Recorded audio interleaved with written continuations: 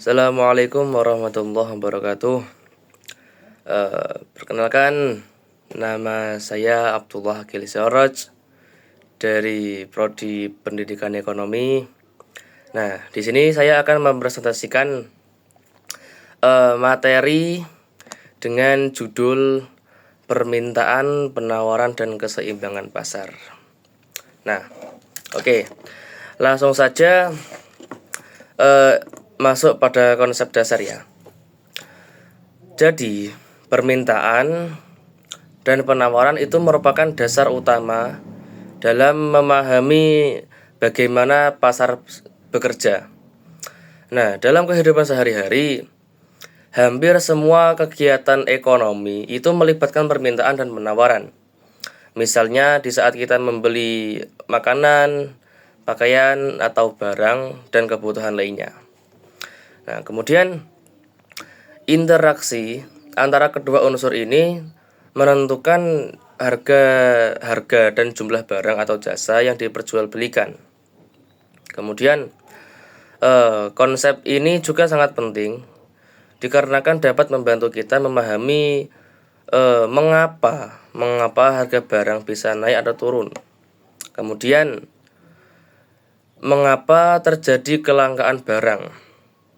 Nah, konsep ini juga bisa untuk menganalisis permasalahan ekonomi sehari-hari seperti perubahan harga barang, kebutuhan pokok, kemudian kelangkaan barang dan kebijakan ekonomi pemerintah. Oke, sekarang kita masuk pada yang pertama yaitu permintaan. Nah, di sini permintaan itu adalah jumlah barang atau jasa yang ingin dan mampu dibeli oleh konsumen pada berbagai tingkat harga dalam waktu tertentu. Nah, dalam permintaan itu ada dua hal penting yang harus kita ketahui, yaitu yang pertama, keinginan membeli dan kemampuan membeli. Nah, jika seorang ingin membeli tetapi tidak punya uang, maka itu belum bisa termasuk dalam kategori permintaan. Nah, yang kedua, hukum permintaan yaitu jika harga barang naik, jumlah permintaan akan turun.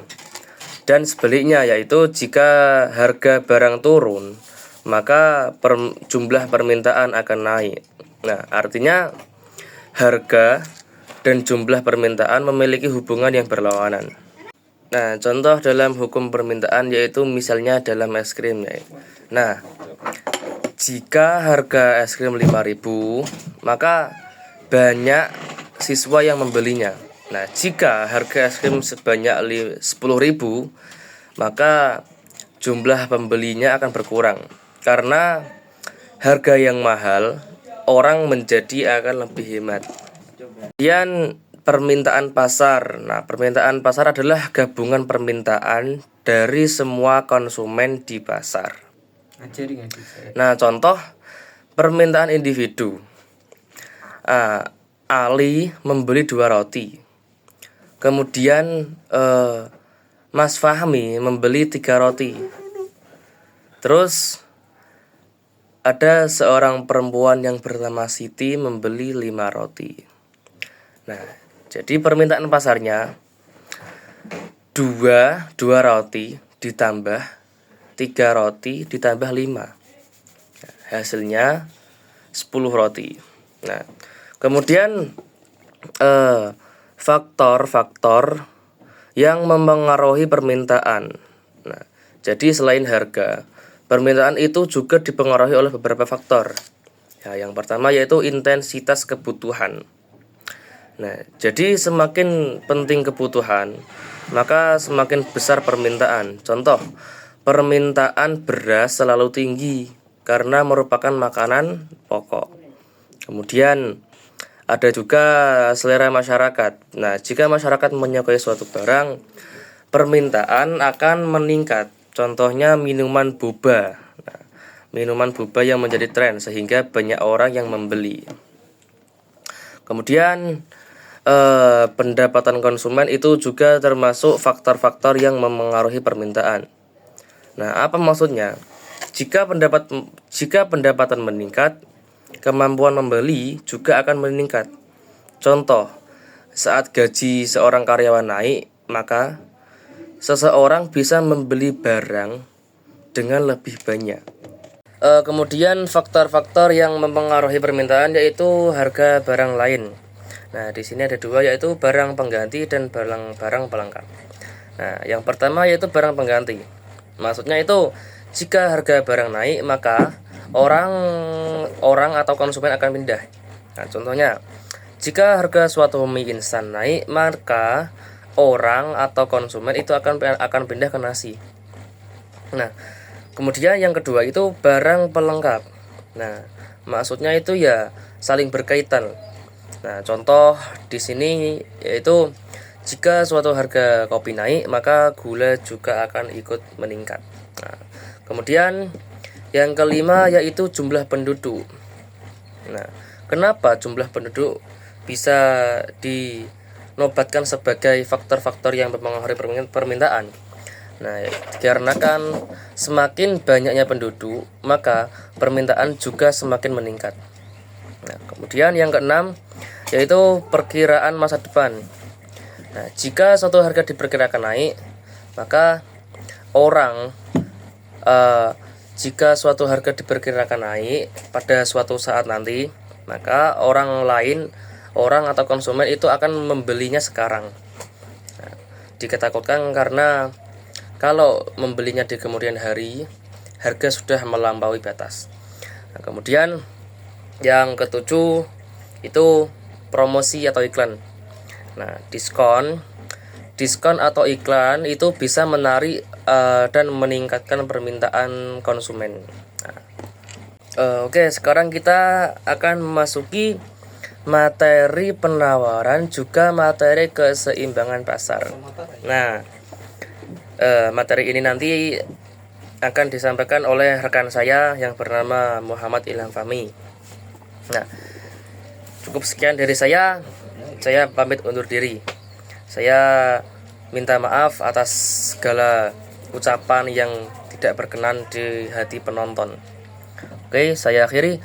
Wassalamualaikum warahmatullahi wabarakatuh. Kepada rekan saya Ilham Fahmi, saya persilahkan. Assalamualaikum warahmatullahi wabarakatuh. Perkenalkan, nama saya Muhammad Ilham Fahmi. Saya akan melanjutkan materi dari Mas Agil tentang penawaran. Penawaran yaitu jumlah barang yang ingin dan mampu dijual oleh produsen pada berbagai tingkat harga. Hukum penawaran ada dua. Yang pertama, ketika harga naik. Ketika harga naik, penawaran akan meningkat. Dan yang kedua, harga turun. Harga turun, penawaran juga akan menurun.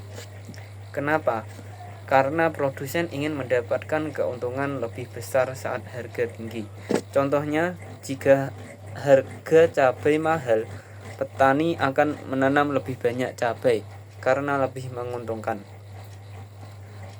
Faktor yang memengaruhi penawaran yaitu tidak hanya dipengaruhi oleh harga, tapi juga oleh faktor-faktor lain.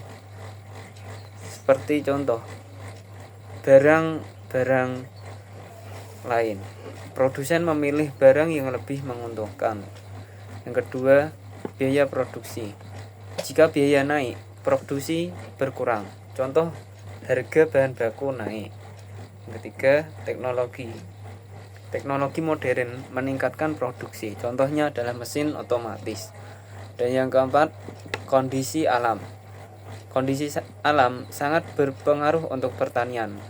Contoh, gagal panen. Itu juga akan berdampak penawaran akan turun. Yang kelima, kebijakan pemerintah. Kebijakan pemerintah, pajak sama dengan produksi turun, subsidi sama dengan produksi naik. Dan yang keenam, perkiraan masa depan. Jika harga diperkirakan naik, produsen bisa menahan barang. Kemudian selanjutnya tentang keseimbangan pasar. Keseimbangan pasar adalah kondisi di mana jumlah barang yang diminta sama dengan jumlah yang ditawarkan. Penjelasannya, ketika harga keseimbangan sama dengan harga yang disepakati, jumlah keseimbangan sama dengan jumlah barang yang terjual. Contoh, harga terjual, contohnya adalah harga telur seharga 25.000. Konsumen mau membeli 100 butir. Penjual menyediakan 100 butir. Di sini tidak ada kelebihan atau kekurangan, ini kondisi seimbang. Ketidakseimbangan pasar juga jika harga tidak sesuai akan terjadi ketidakseimbangan. Penjelasannya, ketika harga terlalu tinggi, barang tidak laku. Terjadilah kelebihan penawaran, dan harga terlalu rendah, barang cepat habis. Terjadi kelebihan permintaan. Contoh, ketika harga masker mahal saat pandemi, banyak stok tidak terjual. Harga minyak murah, juga cepat habis di pasaran. Kemudian selanjutnya, grafik keseimbangan.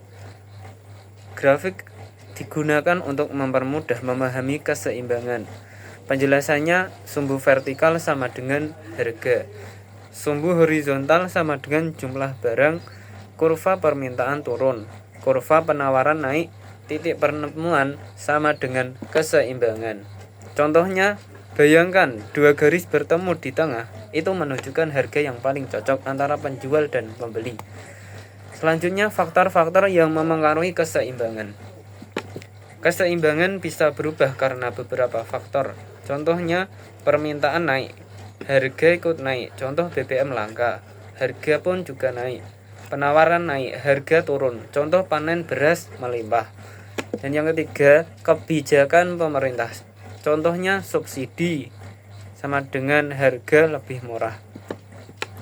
Jadi kesimpulannya, permintaan berasal dari konsumen, penawaran berasal dari produsen. Keseimbangan terjadi saat keduanya bertemu. Contohnya, harga suatu barang akan stabil jika jumlah barang yang dijual sama dengan yang dibeli. Demikian penjelasan dari saya. Semoga materi ini bisa membantu memahami bagaimana harga di pasar terbentuk. Terima kasih atas perhatian teman-teman. Jika ada pertanyaan, saya siap menjawab. Sekian, wassalamualaikum warahmatullahi wabarakatuh.